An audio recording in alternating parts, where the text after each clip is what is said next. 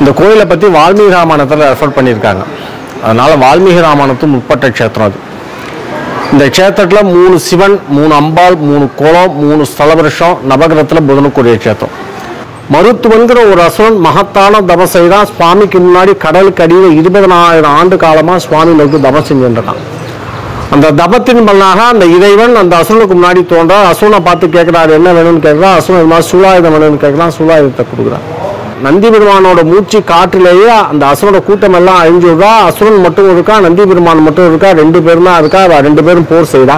அந்த நந்தி பெருமானால 2 இடங்களை குத்தினா, ஒரு கொம்பு ஒரு காது இருக்காது. நந்தி பெருமான் வந்து சிவபெருமான் உடையத. இந்த அம்பாள்கிட்ட கல்விக்கு ரொம்ப அடிப்படையான க்ஷேத்திரம் அது. பிரம்மாவுக்கு இந்த க்ஷேத்திரத்தில் பிரம்ம ஞானத்தை உபதேசம் செய்யலாம். அதனால பிரம்ம வித்யாம்பிகைன்னு பேர். 3 அம்பாள், 3 குளம். இந்த 3 குளத்தில் குளிச்சா என்ன கிடைக்கும்னா பூர்வ ஜென்மங்கள் செய்த பாவங்கள் போகும். கல்யாணம் ஆகாதவா, குழந்தை செல்வம் இல்லாதவா இந்த க்ஷேத்திரம் வந்து முக்குவ நீராடி சுவாமி அம்பாளை வழிபட்டானா திருமணங்கள் 100% கிடைக்கும். நவகிரகத்தில் புதனுக்குரிய க்ஷேத்திரம். புதன் வந்து பிறப்பினாலே பாவம் செய்யப்பட்டவன். சந்திரனுக்கும் தாரைக்கும் பிறந்தவன் தான் புதன். சந்திரன் செய்த பாவத்தினால புதன் வந்து ஆண் இல்லாமல் பெண் இல்லாமல் அலிகிரகமாக பிறகுறான். அலிகிரகமாக பிறகும்போது வெண்காட்டை நோக்கி வரும்போது புதபகவான் எல்லா ஊருக்கும் போகிறார். எல்லா ஊர்லேயும் உள்ள சிவபெருமானையும் பிரார்த்தனை பண்ணுறார். அதே மாதிரி திருவெண்காட்டுக்கு வர்றார். வெண்காட்டு ஈசனை கிழக்கு திசையாக வந்து தியானம் பண்ணுறார். பண்ணினவுடனே இந்த க்ஷேத்திரத்தில் புதனோட அலிதோஷம் நிவர்த்தி ஆகிறது. நிவர்த்தி ஆன உடனே இறைவன் சொல்கிறார், கிரகத்தில் ஒருவனாக இருக்கிறார். அது மாதிரி கிரகத்தில் ஒருவன் புதன். ஒரு மனிதனுக்கு என்னெல்லாம் தேவையோ அத்தனை கொடுக்கக்கூடிய சுப கிரகம். நல்ல கல்வியை கொடுக்கக்கூடிய, நல்ல ஞானத்தை கொடுக்கக்கூடிய, பேராற்றலை கொடுக்கக்கூடிய, நல்ல புத்தியை கொடுக்கக்கூடியவர். ஒரு மனிதனுக்கு என்னெல்லாம் தேவையோ அத்தனை கொடுக்கக்கூடிய ஒரு சுப கிரகம். செஞ்சான்னா 21 தலைமுறைக்கு செய்த பாவங்கள் போகும். இந்த க்ஷேத்திரம் வந்து காசிக்கு நகரான க்ஷேத்திரங்கிறதுனால இந்த க்ஷேத்திரம் வந்து 3ஆவது செய்ய வேண்டிய கர்மாக்கள் எல்லாம் செய்யலாம். இந்த க்ஷேத்திரம் ருத்ர பாதம் சிவனோட பாதம், காசியில் வந்து மகாவிஷ்ணுவோட பாதம். அறிவோம் ஆலயம் தமிழ் நேயர்களுக்கு வணக்கம். நாம் ஒவ்வொரு பதிவுலையும் ஒவ்வொரு திருக்கோவில்கள் பற்றிய வரலாறு மற்றும் அதன் சிறப்புகளை பார்த்துட்டு இருக்கோம். அதோட தொடர்ச்சியாக நம்ம இன்னைக்கு தரிசிக்க இருக்கிற திருக்கோவில் திருவெண்காடு ஸ்வேதாரண்யேஸ்வரர் திருக்கோவில். இந்த திருக்கோவில் சைவ குறவர்கள் அப்படின்னு சொல்கிற சம்பந்தர், அப்பர், சுந்தரர், மாணிக்கவாசகர் ஆகிய 4வரோட பாடல் பெற்ற திருத்தலமாக விளங்குது. மேலும் நவ கிரகங்களில் புத பகவானுக்குரிய தலமாகவும் இத்திருத்தலம் விளங்குகிறது. எப்படி காசியில் விஷ்ணுவுக்கு விஷ்ணு பாதம் இருக்கோ அதுபோல இத்திருத்தலத்தில் ருத்ரபாதம் அமைஞ்சிருப்பது மிகவும் சிறப்பு வாய்ந்ததாக அமைந்துள்ளது. அது மட்டுமல்லாமல் இத்திருத்தலத்தில் 3 மூர்த்திகள், 3 அம்பாள், 3 தீர்த்தம், அதே போல 3 விருட்சம் அமைந்திருப்பதும் இங்கே நம்மளால் காண முடிகிறது. ராமாயணத்தை முதலாக இயற்றியது வந்து வால்மீகி. தமிழில் வந்து கம்பர் வந்து மொழிபெயர்த்திருப்பார். அந்த வால்மீகி ராமாயணத்தில் திருவெண்காடு இந்த திருத்தலத்தை ஸ்வேதாரண்ய சேத்திரம் அப்படின்ட்டு குறிப்பிட்டிருக்காரு. இதிலிருந்தே நீங்கள்லாம் தெரிஞ்சுக்கலாம் இந்த கோவில் எவ்வளவு பழமையானது. இங்கே இருக்கிற மூலவர் வந்து சுயம்பு மூர்த்தியாக இருக்கார். அவருடைய தொன்மை எவ்வளவு அப்படிங்கிறத நம்மளால் அறிஞ்சிக்க முடியுது.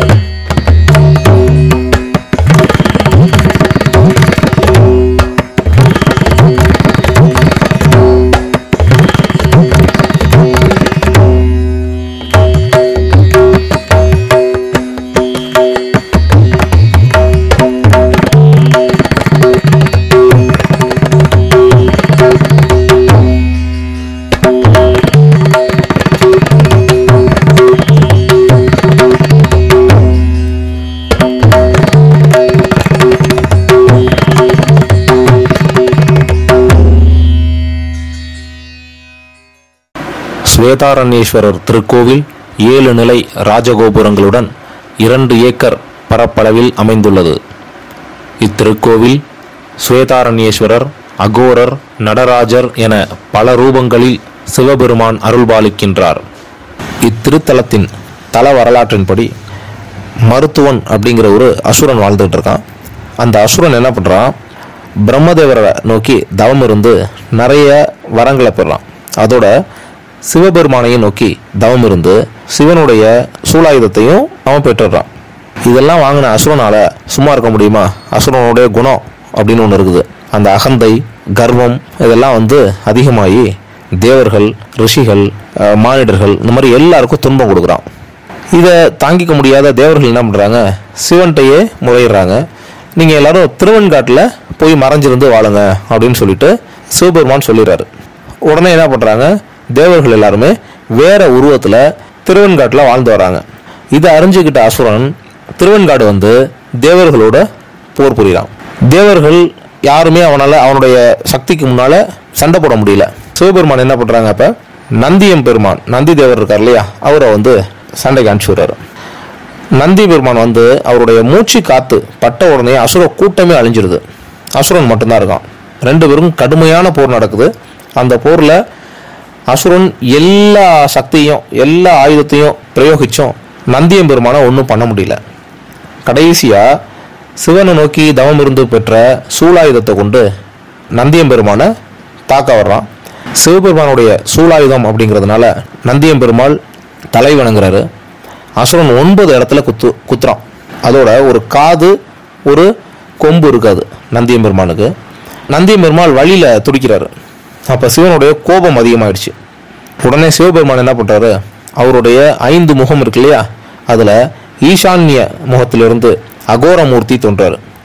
இந்த அகோரமூர்த்தியோடைய உருவத்தை பார்த்த உடனே அசுரன் நல்லவனாக மாறிடுறான். சிவபெருமான் கிட்ட சரணாகதி ஆயிடுறான். சரணாகதி அடைந்த அசுரன் அகோரமூர்த்தியின் காலடியிலையும் காயமடைந்த ரிஷபதேவர் ஸ்வேதாரண்யேஸ்வரர் சுவாமி நின்ற மண்டபத்திலும் இன்னைக்கும் காணலாம். அங்கே நந்தியம் பெருமாளுக்கு அவருடைய திருமேனியில் 9 இடங்களில் குத்துப்பட்ட காயமும் அதே போல் ஒரு காது, கொம்பு இன்னைக்கும் இருக்காது.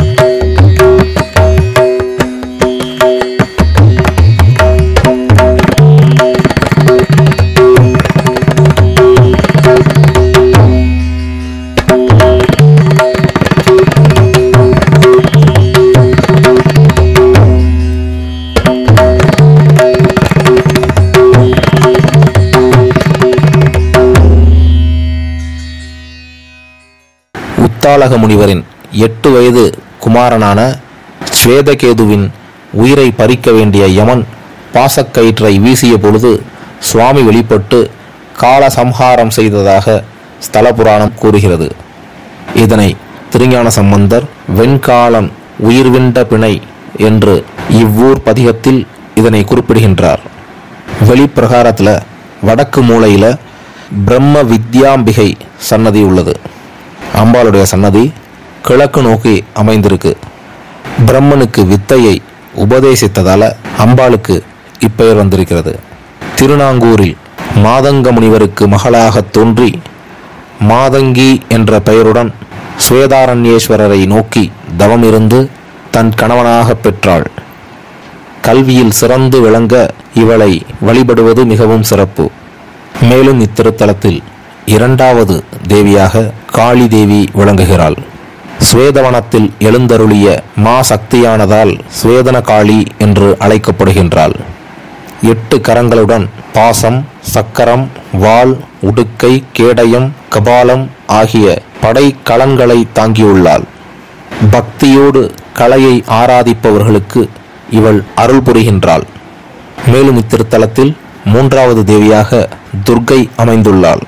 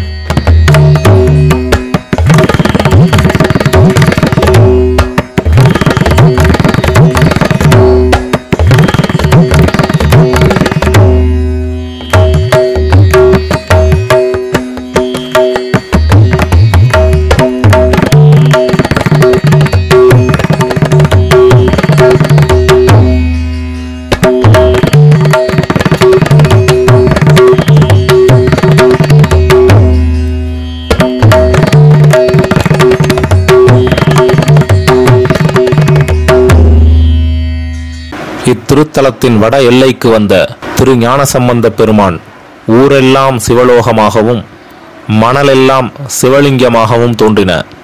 எனவே இத்திருத்தலத்தில் கால் வைக்க பயந்து அம்மா என்று அழைத்தார். குரலை கேட்ட பெரியநாயகி அன்னை இவரை தன் இடுப்பில் தூக்கி கொண்டு கோவிலுக்குள் வந்தாள். திருஞான சம்பந்தரை இடுப்பில் தாங்கிய வடிவில் பெரிய நாயகியின் சிலை அம்மன் கோவிலின் பிரகாரத்தில் உள்ளது விசேஷம். இத்திருத்தலத்தில் உள்ள விநாயகர் பெரியவாரணர் என்ற திருநாமத்துடன் அருள்பாலிக்கின்றார்.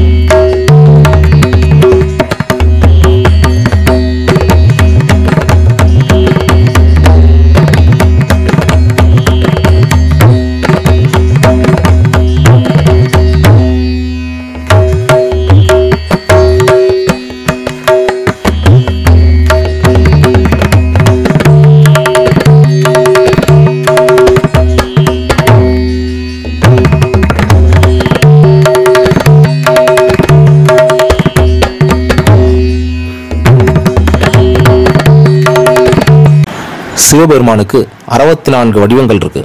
அதுல 43வது வடிவம் தான் இந்த அகோரமூர்த்தி.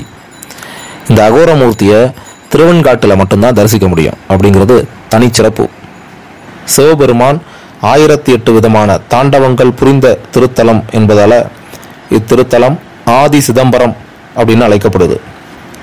அதே போல சிவபெருமான் ஆனந்த தாண்டவம் புரிந்த தலம் இது. 108 சக்தி பீடங்களில் ஒரு தலமாகவும் இது விளங்குது.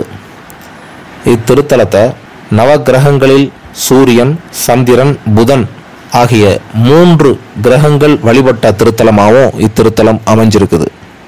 அதே போல் இங்கே இருக்கிற தீர்த்தத்துக்கு பெரிய ஒரு மகத்துவம் உண்டு.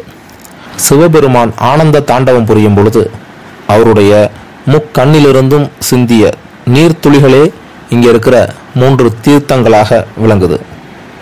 இத்திருத்தலத்தில் இந்திரன், ஐராவதம், விஷ்ணு, சூரியன், சந்திரன், அக்னி ஆகியோர் வழிபட்டுள்ளனர். பட்டினத்தார் சிவதீட்சை பெற்றதும் மெய்கண்டார் அவதரித்ததும் இத்திருத்தலத்தில்தான்.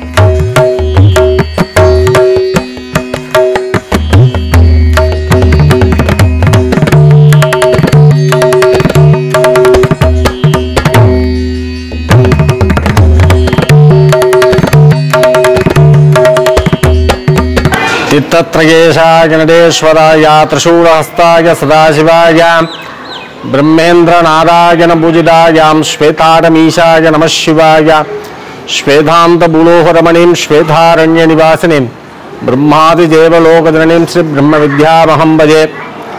இந்த கோயில் வந்து ரொம்ப பழமையான கோயில். இந்த கோயிலை பற்றி வால்மீகி ராமாயணத்தில் ரெஃபர் பண்ணியிருக்காங்க. அதனால் வால்மீகி ராமாயணத்தும் உட்பட்ட க்ஷேத்திரம் அது. இந்த க்ஷேத்திரத்தில் 3 சிவன், 3 அம்பாள், 3 குளம், 3 ஸ்தலவருஷம், நவகிரகத்தில் புதனுக்குரிய க்ஷேத்திரம். 3 சிவன் ஸ்வேதாரண்யேஸ்வரர், இந்த கோயிலோட மூலவர் தான் ஸ்வேதாரண்யேஸ்வரர். அகோரமூர்த்தி நடராஜ பெருமான் 3 சிவன், 3 அம்பாள் துர்க்க காளி பிரம்ம வித்யாம்பிகை 3 அம்பாள், 3 குளம் அக்னி சூரியன் சந்திரன், 3 ஸ்தலவருஷம் ஆலமரம் வில்வமரம் கொன்றை மரம் 3 ஸ்தலவருஷம். நவகிரகத்தில் புதன் பூஜித்து தன் பாவத்தை போக்கின்ற க்ஷேத்திரம். அதனால புதனுக்கு இங்கே தனி ஆலயம் உண்டு. இந்த க்ஷேத்திரம் மூல ஸ்வேதாரண்யேஸ்வரர். ஸ்வேதம்னா வெண்மைன்னு பொருள், ஆரண்யம்னா காடு. இந்த ஊர் ஒரு காலத்தில் வெண்மை இருந்தால் பசுமை இருந்தால் காடாக இருந்துதான். அந்த காட்டில் வந்து ரிஷிகளாம் தபம் செஞ்சிருந்தான். அவளோட தப பலன் வந்து வெண்மையாக இருந்ததான். அதனால இந்த ஊருக்கு வெண்காடுன்னு பெயர். திருங்கிறது ஒரு மரியாதைக்குரிய வார்த்தை. அதனால இந்த ஊருக்கு திருவெண்காடுன்னு பேர். 2வது சுவாமி நடராஜ பெருமான். முதலில் நடராஜ பெருமான் நடனம் ஆடின ஊர் வெண்காடு தான். இந்த க்ஷேத்திரத்தில் 9 தாண்டவம் ஆடுறார். 9வது தாண்டவத்தில் தன்னோட கால் சிலம்பு தரித்து வருது, அதுதான் சிதம்பரம். திருவெண்காட்டில் நடராஜ பெருமான் எப்படி இருக்கின்றாரோ அதே மாதிரி தான் சிதம்பரத்தில். இங்கே என்ன பூஜை உண்டோ அத்தனை பூஜை சிதம்பரத்திலேயே உண்டு. 3வது சுவாமி அகோரமூர்த்தி. உலகத்திலேயே சிவனை வந்து சொரூபமாக பார்க்கக்கூடிய ஒரே க்ஷேத்திரம் வெண்காடு மாத்திரம்தான். வேறு எங்கேயுமே சொரூப வழிபாடு கிடையாது. எல்லா ஊர்லேயும் சிவபெருமானை வந்து லிங்கமாக தான் பார்க்கலாம். இந்த க்ஷேத்திரத்தில் சொரூபமாக பார்க்கலாம். மருத்துவன்கிற ஒரு அசுரன் மகத்தான தபம் செய்தான். சுவாமிக்கு முன்னாடி கடலுக்கு அடியில் 20,000 ஆண்டு காலமாக சுவாமி நோக்கி தபம் செஞ்சுருக்கான். அந்த தபத்தின் பலனாக அந்த இறைவன் அந்த அசுரனுக்கு முன்னாடி தோன்றார். அசுரனை பார்த்து கேட்குறாரு, என்ன வேணும்னு கேட்குறான். அசுரன் இது மாதிரி சூலாயுதம் வேணும்னு கேட்குறான். சூலாயுதத்தை கொடுக்குறான். சூலாயுதத்தை வாங்கிட்ட அசுரன் ஊர் மக்களுங்களையும் தேவர்களையும் ரிஷிகளையும் இம்சை பண்ணுறாங்க. ஏன்னா அவன் அசுரன் குணங்கள் கொடுக்கும். அவள் எல்லாம் வந்து சிவபெருமான் வந்து முறையிடுறான். சிவபெருமான் வந்து போயிட்டோட சிவபெருமான் கோபம் கொண்டு முதல்ல நந்தி பெருமானை கூப்பிட்டு யுத்தத்துக்கு அனுப்புறார். அந்த அசுரன்ட்ட நந்தி பெருமானை கூப்பிட்டு போருக்கு அனுப்புறார். நந்தி பெருமான் அந்த அசுரன்ட்ட போருக்கு போறார். போருக்கு போய் தன்னோட மூச்சு காற்றோட அந்த அசுர கூட்டமெல்லாம் அழிஞ்சு போடுறா. நந்தி பெருமானோட மூச்சு காற்றிலேயே அந்த அசுரோட கூட்டமெல்லாம் அழிஞ்சு விடுறா. அசுரன் மட்டும் இருக்கா, நந்தி பெருமான் மட்டும் இருக்கா. 2 பேரும் தான் இருக்கா. 2 பேரும் போர் செய்யறா. அந்த அசுரன் வந்து நந்தி பெருமான் மேல போர் செய்யறான். எல்லா ஆயுதத்தையும் பயன்படுத்தினா நந்தி பெருமானம் ஒண்ணுமே பண்ண முடியல. நந்தி பெருமான் அப்படியே இருக்கார். கடைசியால் எல்லா ஆயுதத்தையும் அந்த அசுரன் இழந்துடுறான். இழந்ததுக்கு பிறகு கடைசியாக அவன் கையில் இருக்கிறது வெறும் சூவாயுதம் தான். இந்த சூவாயுதத்தை பயன்படுத்தினா நந்தி பெருமான் தலைவணங்கிறார்.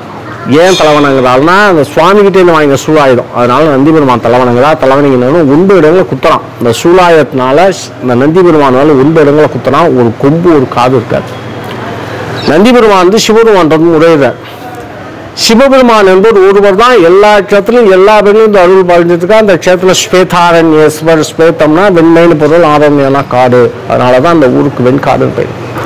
அந்த சிவனுக்கு 5 முகம் உண்டு, சிவபெருமானுக்கு காமனா 5 முகம் உண்டு. 5 முகம் உண்டு. ஈசானம், தத்புருஷம், மாமதேயம், மகோரம், சத்யோஜான், 4 திசைகளுக்கு 4, மேல் திசைக்கு மொத்தம் 5 முகம். இந்த 5 முகம் 5 விதமான வேலை செஞ்சு காத்தல், படைத்தல், அவ்வளோ நட்சத்திரம், இந்த மாதிரி 5 விதமான வேலை செஞ்சு நந்தி பெருமான் சிவபெருமான் முறையிடுறார். சிவபெருமான் முறையிட்ட சிவபெருமான் கோபம் கொண்டு சிவபெருமானோட தெற்கு நோக்கிய முகத்திலிருந்து அகோர முகத்திலிருந்து சுவாமி ஜோதி உரிமா தோன்றார். அந்த ஜோதியை பார்க்குற அசுரனோட தீய குணங்கள் பொறுத்து, கெட்ட புத்திகள் பொறுத்து அசுரன் நல்லவனாகும். இப்போ அங்கே தேவர்கள், ரிஷிகள், மக்கள் எல்லாம் சுவாமி நினச்சி துதிப்பாடுறா. ஏன் துதிப்பாடுறான்னா அந்த ஜோதி சொரூபமா வரணுமேங்கிறதுக்காக துதிப்பாடுறா. இந்த ஜோதி சொரூபமா வரணுமே துதிப்பாடுறா. என்ன பாடுறான்னா, கருணிடமும் மணிமாலை புரையகம் வளையிடும் கவிதை செய்ய இருசிகையும் முதல்விழியும் நடைக்கோள இணையடியும் உலக 8 கரம் நிலவா மணி பலகை வண்டலைவார் கடிதுரையர் சூழமெற்று பெருவ மருத்துவனை அடையார் அகோர சிவன் பேர் துதிப்பாடுறா. அவ என்னெல்லாம் அந்த தேவர்கள், ரிஷிகள், மக்கள் எல்லாம் என்ன நினைச்சு பாடினாலும் அந்த சுவாமி அப்படியே ஜோதி சுரூபமாகுது. சுரூபம் வந்தோடனே அந்த அசுரன் தான் பிறகு சூலத்தை சுவாமிகளை கொடுக்குறான், சரணடைறான், அனுகிரகம் பண்றாரு. அதனால அகோரமூர்த்தி என்பது கோரம் இல்லாத ரொம்ப சாந்தமான மூர்த்தி, எதை வேண்டி விரும்பிக்கலாம் தரக்கூடிய சுவாமி. உலகத்திலேயே சிவனை சுரூபமா பார்க்கக்கூடிய ஒரே விஷயம் வெண்காடு மாத்திரம்தான். அவர் என்னெல்லாம் நிவர்த்தி பண்றாருன்னா, பில்லி சூனிய தேவை நிவர்த்தி பண்ணக்கூடிய, கோர்ட்டு கேசு பிரச்சனை நிவர்த்தி பண்ணக்கூடிய, நவகிரகத்தினால் அவருடைய இடர்பாடு நிவர்த்தி பண்ண, சத்ரு உபாதைகள், எதிரி பயங்களை அறவைத்திருக்கக்கூடிய உலகத்திலேயே சிவனை சொரூபமா பார்க்கக்கூடிய ஒரே சத்தம் வெண்காடு மாத்திரம்தான் அகோரமூர்த்தி. அந்த சுவாமிக்கு ஞாயிற்றுக்கிழமையில பிறந்தவர். ஞாயிற்றுக்கிழமையில அந்த சுவாமி நினைச்சு பிரார்த்தனை பண்ணியிருந்தாங்கன்னா அந்த காரியங்கள் சமயம் நடக்கும். நம்ம பிரார்த்தனையை சுவாமி கிட்ட வைக்கிறது அந்த தினங்கள்ல வைக்கிறது ரொம்ப விசேஷம். அதனால ஞாயிற்றுக்கிழமையில அந்த பிரார்த்தனையை அந்த சுவாமி கிட்ட பண்ணிட்டு போனோம்னா அந்த காரியங்கள் நமக்கு செம்மையா நடக்கும். 3 சிவன், 3 அம்பாள், துர்க்க, காளி, பிரம்மத்யாம்பிகை. இந்த மனுஷனை சம்ஹாரம் பண்றதுக்காக மேற்கு முகாம் தவறுக்கா சௌபாக்கிய துர்க்க, காளி, சுவாமி எழுத்து 7 தாண்டம் ஆடி சுவாமியை தோத்து போய் அகங்காரம் கொஞ்சம் சாந்தமான காளியா இருக்கா ஸ்வேத மகாகாளி. பிரம்ம வித்யாம்பிகை 3வது அம்பாள் சிவனோட அம்பாள் பிரம்ம வித்யாம்பிகை. எதற்கு மேல் வித்தை இல்லையோ அதற்கு மேல் பிரம்ம வித்தைன்னு பேரு. இந்த அம்பாள்கிட்ட கல்விக்கு ரொம்ப அடிப்படையான க்ஷேத்திரம் அது. பிரம்மாவுக்கு இந்த க்ஷேத்திரத்துல பிரம்ம ஞானத்தை உபதேசம் செய்யலாம். அதனால பிரம்ம வித்யாம்பிகைன்னு பேரு. 3 அம்பாள், 3 குளம். இந்த 3 குளத்துல குளிச்சா என்ன கிடைக்கும்னா பூர்வ ஜென்மங்கள் செய்த பாபங்கள் போகும்.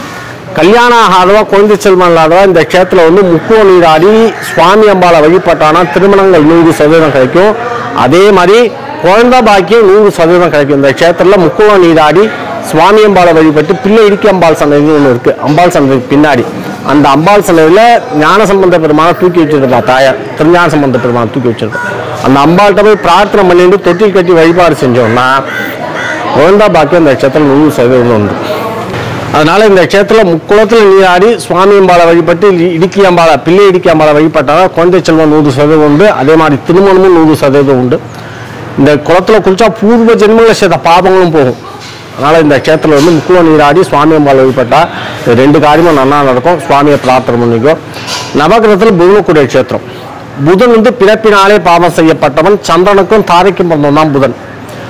சந்திரன் செய்த பாவத்தினால புதன் ஆணும் இல்லாம பெண் இல்லாம அலிகிரகமா பிறகுறான். அலிகிரகமா பிறகும்போது வெண்காட்டை நோக்கி வரும்போது புதபகவான் எல்லா ஊருக்கும் போறார். எல்லா ஊர்லயும் உள்ள சிவபெருமானையும் பிரார்த்தனை பண்றார். அதே மாதிரி திருவெண்காட்டுக்கு வர்றார். வெண்காட்டு ஈசனை கிழக்கு தியானம் பண்றார். பண்ணினவுடனே இந்த க்ஷேத்திரத்தில் புதனோட அலிதோஷ நிவர்த்தி ஆகிறது. நிவர்த்தி ஆன உடனே இறைவன் சொல்றார், கிரகத்தில் ஒருவனாருங்கிறார். அது மாதிரி கிரகத்தில் ஒருவன் புதன். ஒரு மனிதனுக்கு என்னெல்லாம் தேவையோ அத்தனை கொடுக்கக்கூடிய சுப கிரகம். நல்ல கல்வியை கொடுக்கக்கூடிய, நல்ல ஞானத்தை கொடுக்கக்கூடிய, பேராற்றலை கொடுக்கக்கூடிய, நல்ல புத்தியை கொடுக்கக்கூடியவர். ஒரு மனிதனுக்கு என்னெல்லாம் தேவையோ அத்தனை கொடுக்கக்கூடிய சுப கிரகம். அவரை பிரார்த்தனை பண்ணினோம்னா அந்த காரியங்கள் செமையாக நடக்கும். நம்ம எதுக்காக இந்த கல்விக்காகவும் செல்வத்துக்காகவும் பிரார்த்தனை பண்ணினா அந்த காரியங்கள் செமையாக நடக்கும். நவகிரகத்தில் புதனுக்குரிய க்ஷேத்திரம். உடம்புல நரம்பு சம்பந்தப்பட்ட வியாதி நிவர்த்தி பண்ணக்கூடியவர். நவகிரகத்தில் புதனுக்குரிய க்ஷேத்திரம். இந்த க்ஷேத்திரத்தில் 3 ஸ்தல விருஷம், ஆலமரம், வில்வ மரம், கொண்டை மரம், 3 ஸ்தல விருஷம். இந்த க்ஷேத்திரம் காசிக்கு நிகரான க்ஷேத்திரம். அதனால இந்த க்ஷேத்திரத்தில் மூதாதைகளுக்கு செய்ய வேண்டிய கர்மாக்கள் எல்லாம் இந்த க்ஷேத்திரத்தில் செய்யலாம். செஞ்சான்னா 21 தலைமுறைக்கு செய்த பாபங்கள் போகும். இந்த க்ஷேத்திரம் காசிக்கு நிகரான க்ஷேத்திரங்கிறதுனால இந்த க்ஷேத்திரம் மூதாதை செய்ய வேண்டிய கர்மாக்கள் எல்லாம் செய்யலாம். இந்த க்ஷேத்திரத்தில் ருத்ர பாதம் சிவனோட பாதம், காசியில் மகாவிஷ்ணுவோட பாதம். இந்த க்ஷேத்திரத்தில் வந்து அந்த கர்மாக்களை பண்ணினான்னா 21 தலைமுறைகள் செய்த பாபங்கள் போகும். காசியை விட 1% புண்ணியம் இந்த க்ஷேத்திரத்தில் ஜாஸ்தி. அதனால் என்னைக்கு வேணாலும் இங்கே வந்து பண்ணலாம். அந்த திதியிலையும் பண்ணிக்கலாம், இல்லை சாதாரண நாட்களையும் இங்கே வந்து பண்ணலாம். அதனால் இந்த க்ஷேத்திரத்தில் நீங்கள் எந்த சுவாமிகிட்ட அன்பாக கேட்குறீங்களோ அது 100% கண்டிப்பாக கிடைக்கும்.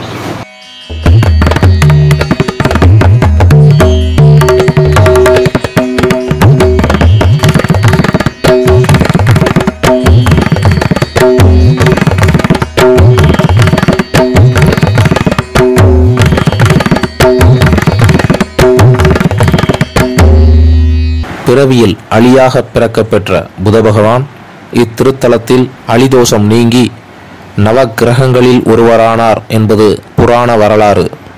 ஜோதிட சாஸ்திரப்படி புத பகவானை புக்திகாரகன் அப்படின்னு சொல்லுவாங்க. நவக்கிரகங்களில் புத பகவான் 4வது கிரகமாகவும் கல்வியையும் ஞானத்தையும் வழங்கும் வித்யாகாரகனாகவும் விளங்குகின்றார். மேலும் நவக்கிரகங்களில் சுபகிரகம் என்ற அந்தஸ்தை பெற்றதோடு பச்சை நிறமுடைய கிரகம் என்றும், ஜாதகத்தில் புதனுடைய அனுக்கிரகம் இருந்தால்தான் தொழிலிலும் கல்வியிலும் உயர்வு பெற முடியும் என்றும் ஜோதிட சாஸ்திரம் கூறுகின்றது. புதன் கிரகம் அளப்பரிய ஆற்றலை கொண்டது. அறிவு, ஆற்றல், வித்தை, கல்வி, சொல், வாக்கு ஆகியவற்றிற்கு காரணகர்த்தாவாக இவரே விளங்குகிறார். மேலும் நரம்பு சம்பந்தப்பட்ட பிரச்சனையுடைய நபர்கள் புத பகவானை வழிபட்டு நரம்பு சம்பந்தமான தொந்தரவுகளிலிருந்து தற்காத்து கொள்ளலாம். புத பகவானுக்கு பச்சை வஸ்திரம் அணிவித்தும் வெண்காந்தல் மலர் சூட்டியும் பாசிப்பருப்பு பொடி கலந்த சாதம் நிவேத்தியம் செய்தும் வழிபட்டு வந்தால் நரம்பு சம்பந்தமான நோய்கள் நீங்கி சுகம் பெறலாம். மேலும் திருமண தோஷம், புத்திர தோஷம் உள்ளவர்கள் புத பகவானுக்கு 17 தீபம் ஏற்றி 17 முறை வலம் வந்து வழிபடுவதன் மூலம் புத்திர தோஷம், திருமண தோஷம் நீங்க பெறலாம். நவக்கிரகங்களில் புத பகவான் கல்வி, அறிவு, பேச்சுத் திறமை, இசை, ஜோதிடம், கணிதம், சிற்பம், மருத்துவம் ஆகிய தொழில்களில் புலமை பெற புத பகவானின் அனுகிரகம் தேவை. இத்திருத்தலத்தில் புத பகவான் சன்னதிக்கு எதிரில் புத பகவானின் தந்தையான சந்திரன் மற்றும் சந்திர புஷ்கரணி தீர்த்தமும் அமைந்துள்ளது. இத்திருத்தலத்திற்கு மயிலாடுதுறையிலிருந்தும் சீர்காழியிலிருந்தும் பேருந்து வசதிகள் அமைக்கப்பட்டுள்ளன.